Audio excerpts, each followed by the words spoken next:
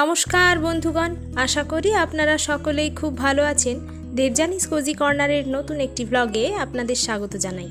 Tuition থেকে ফিরছি।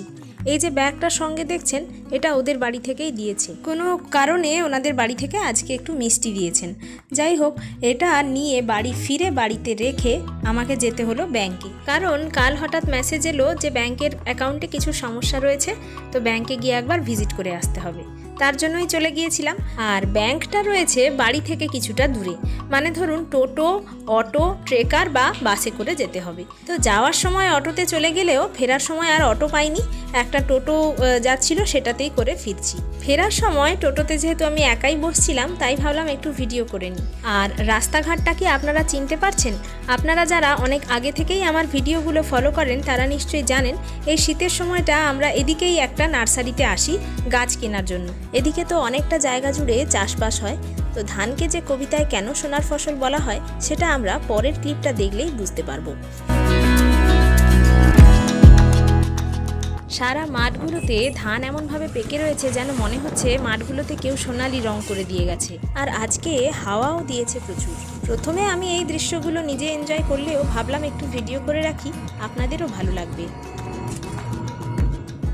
বাড়ি ফিরে দেখি মা রান্না বান্না করে ফেলেছে, ডাল, ভাত, একটু আলু ভাজা, ঢ্যাঁড়স ভাজা। এগুলো দিয়ে ভাত খেয়ে আর বেশি দেরি করলাম না, চলে এলাম ছাদে। আগের দিন যে ধনে বীজগুলো ভিজিয়ে রেখেছিলাম সেগুলো ভালোভাবে ভিজে গেছে। আজকে এগুলোকে মাটিতে ছড়িয়ে দেব। তো এখানে একটা প্লাস্টিকের গামলা যেটা একটু ফেটে গেছে, তো কোনো অসুবিধে নেই। এটাতেই আমি কোকোপিট আর মাটি যেমনটা দরকার তেমনটা নিয়েছি। এবার মাটিটাকে আমি জাস্ট ভিজিয়ে দিচ্ছি। মাটিটা ভিজিয়ে নেওয়ার পরে যে ধনে বীজগুলো ভিজিয়ে রেখেছিলাম সেগুলো সমস্ত এভাবে হাতে তুলে এভাবে ছড়িয়ে ছড়িয়ে দিচ্ছি।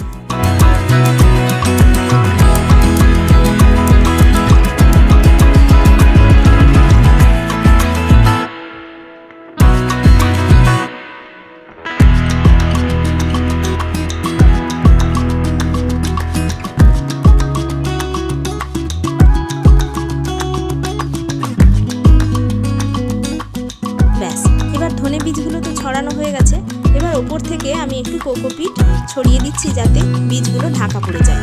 এবার এটাকে এমনি নর্মাল সানলাইটেই আমি রেখে দিচ্ছি। এর আগের বার যখন ধনে বীজ পুঁতেছিলাম তখন মাটিটা ঠিক ছিল না, তার জন্য ধনে পাতাগুলো ঠিকঠাক করে হয়নি। তো এইবার দেখি চেষ্টা করে কতটা কি হয়, সবটাই আপনাদের পরের ভিডিওগুলোতে আপডেট দেব। এবার আজকে আরও একটা বড় কাজ আছে, সেটা হলো এই যে 2-3 দিন আগে আমি সর্ষের খোল ভিজিয়ে রেখেছিলাম, যেটাকে আমরা আমাদের ভাষায় পেড়িয়া বলে থাকি। তো এই পেড়িয়া বা সর্ষের খোলটা কিন্তু একেবারে ভালোভাবে ভিজে গেছে। এটাকে আজকে আমি সবগুলো গাছের গোড়ায় গোড়ায় দেব। তাই জন্য বালতির মধ্যে জল নিয়ে নিলাম। এই জলটা এখন পেড়িয়া বালতির মধ্যে ঢেলে দিচ্ছি। এবার এটাকে ভালো করে মিশিয়ে নিয়ে দুমক দুমক করে জলে মিশিয়ে মিশিয়ে আমি গাছে দেব।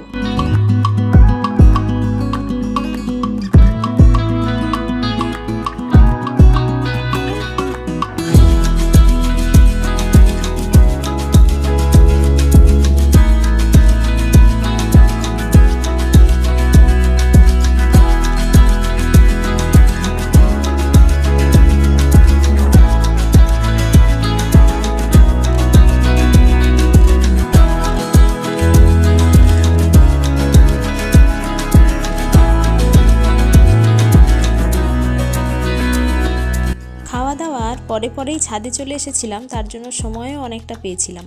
তাই আগে ভাগেই এসে টবগুলোর গোড়া থেকে আমি মাটি খুঁড়ে খুঁড়ে সরিয়ে রেখেছি।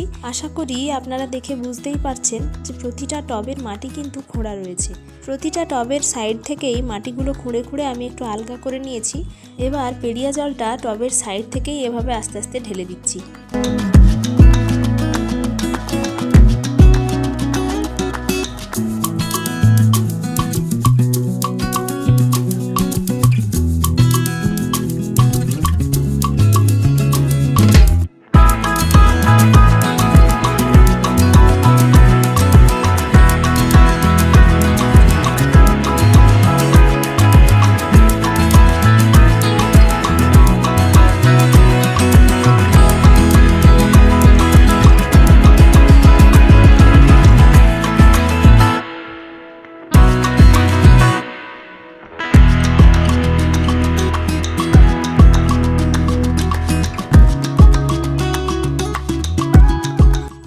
মোটামুটি সবগুলো গাছে পেড়িয়া জল বা খোল জল আমার দেওয়া হয়ে গেছে।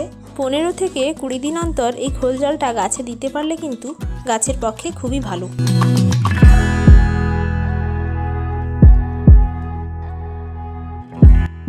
আজ রাতের খাবারে মটরশুঁটি আর আলু দিয়ে একটু ঝাল ঝাল তরকারি করেছিলাম, আর তার সঙ্গে ছিল মটরশুঁটির পুর ভরা কচুরি। যাই হোক, চলুন তাহলে আজকের ভিডিওটা এখানেই শেষ করে নিচ্ছি। খুব শিগগির দেখা হচ্ছে নতুন একটা ভিডিও নিয়ে। ততক্ষণ আপনারা সকলেই ভালো থাকবেন, সুস্থ থাকবেন, সাবধানে থাকবেন।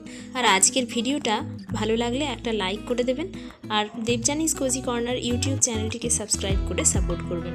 চলুন তাহলে আজকের মতো আসি। খুব শিগগির নতুন ভিডিও নিয়ে আবারও দেখা হচ্ছে। ধন্যবাদ।